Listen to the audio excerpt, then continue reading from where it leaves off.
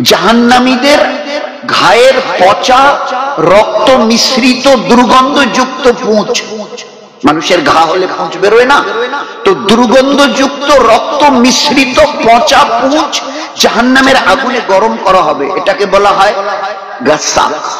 হামিমা গরম পানি জাহান্নামের আগুনে ওটাকে খুব ফোটানো হবে, আর বড় পেয়ালায় নিয়ে এইবারে ফেরেশতারা তাকে খাওয়ানোর জন্য যাবে।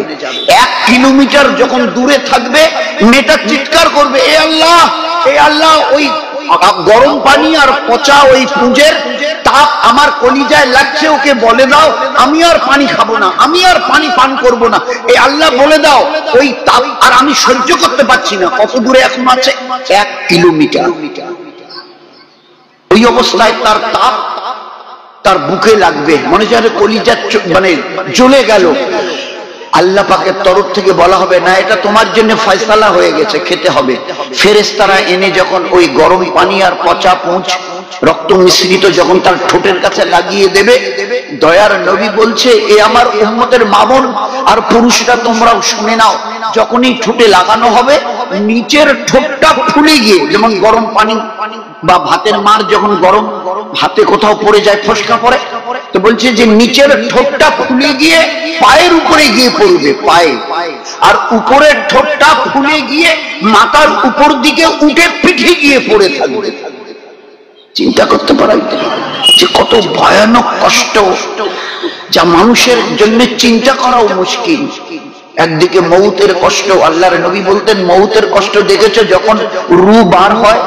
কোনদিন একটা মুরগি জবাই করে মাটিতে যখন ফেলে দাও, দেখোনি কিভাবে এই গলা কাটা মুরগিটা কিভাবে কাতরাচ্ছে, কিভাবে ছটফট করছে? মৌতের সময় তোমাদের গলা কাটা হবে না, বিনা জবাইতে তোমাদের রুহকে বার করা হবে। সে কষ্ট এক অবর্ণনীয় কষ্ট, অবর্ণনীয় কষ্ট। আল্লাহর পেয়ারা নবী বলতেন, একটা বড় কড়াইতে তোমরা তেল গরম করো, একবারে গরম করতে করতে লাল টকবক করে ফুটছে গরম তেল, ওই অবস্থায় একটা জীবন্ত পাখিকে ফেলে দাও। এই পাখিটা যদি গরম কড়াইয়ের তেলের মধ্যে পড়ে মরেও যেতে না পারে আর উড়েও যদি না পারে, উড়তেও পারছে না, মরতেও পারছে না, তোমরা বলো এই পাখিটার অবস্থা কি হবে? সাহাবাদের চোখে পানি এসে গেছে, বলছে ইয়া রাসূলুল্লাহ, এটা অবর্ণনীয় কষ্ট, সীমাহীন কষ্ট। ওই গরম তেল টকবক করে ফুটছে, আর ওর মধ্যে পাখিটাকে যখন ফেলে দেওয়া হলো সমানে ছটফট করছে, কাতরাচ্ছে, মরতেও পারছে না, উড়েও যেতে পারছে না।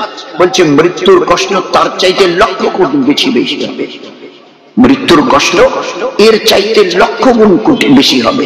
চিন্তা করেন, কবরে এতো গেল মৌত, এর সঙ্গে আরো আযাবের অনেক হাদিস আল্লাহর নবী বয়ান করেছেন যে মৌতের কষ্ট কত সাংঘাতিক।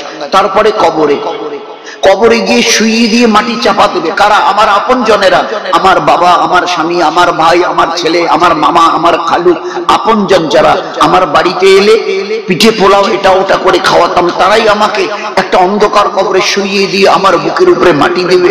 একটু ভেবে দেখেছেন কখনো? ভেবে দেখেছেন?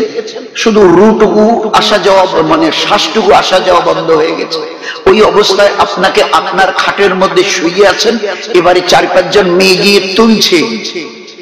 ওই সময় যদি আপনি জিজ্ঞাসা করেন আমাকে কোথায় নিয়ে যাচ্ছ, তাহলে তোমাকে এই যে আজকের ঘর থেকে বের করা হচ্ছে না, আল্লাহর কসম কিয়ামত পর্যন্ত এই ঘরে আর তোমার ঘরে তুমি কোনোদিন ঢুকতে পারবে না, আর এই বিছানায় কোনোদিন চড়তেও পারবে না। চিরকালের জন্য তোমার এই ঘর, কতভাবে এটাকে পরিপাটি রাখতে, কতভাবে গুছগাছ করতে, সেই ঘর থেকে তোমাকে বার করা হচ্ছে। কিয়ামত পর্যন্ত খোদার কসম এই ঘরে আর তোমাকে কোনোদিন ঢোকানো। ঘরের দরজা দিয়ে বার করবে, বাইরের গেটটা দিয়ে বের করে নিয়ে যাবে, অন্ধকার কবরে শুইয়ে দিয়ে আপনার বুকের উপরে নির্মম ভাবে মাটি চাপা দেবে। কেউ নেই, আর কোনো কিছু নেই, গাড়ি বাড়ি, টাকা পয়সা, সোনা দানা, খাট পালং কিচ্ছু নেই।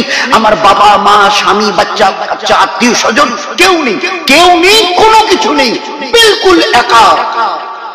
ওই সময়ের কথা চিন্তা করে জীবনটাকে কতটা ইমান, ইবাদত, ইবাদতের মধ্যে নামাজ, তেলাওয়াত, তাসবিহ, পর্দা পুশিদা, বাচ্চাদের তালিম তরবিয়াত, জবানের হেফাজত, বাড়ির এবং তারির লোকের সঙ্গে মিষ্টি মধুর ব্যবহার, 24 ঘন্টা সংসারে যে কাজগুলোই করছেন এগুলো নবীর সুন্নাত তরিকায়।